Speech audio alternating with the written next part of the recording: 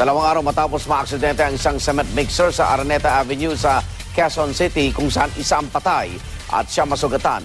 Isa na namang cement mixer ang nadisgrasya sa Quezon City Memorial Circle. Darito ang report.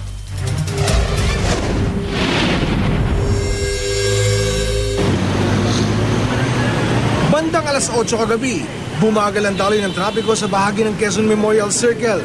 Ang dahilan, ang banggaan ng isang cement mixer at kotse. UP ang tagiliran ng kotse.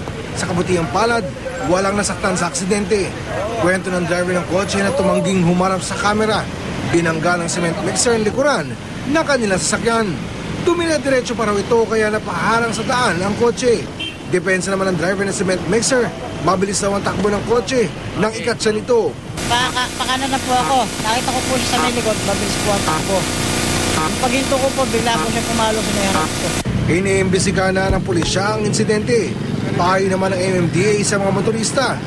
Magbigayan sa daan para maiwasan ang mga ganitong aberya na nakakaabala sa daloy ng trapiko. Ingat kasi kung talagang kakanan sila, dapat talaga nasa tamang pwesto sila para maiwasan yung aksidente. Ang banggaang yan ng cement mixer at kotse sa Quezon Memorial Circle. Naganap 2 araw matapos ang aksidenteng sangkot din ang isang cement mixer sa Araneta Avenue, Quezon City, kung saan isang college student ang nasawi at 9 na iba pa ang sugatan. Para sa unang balita, Oscar Oida, reporting.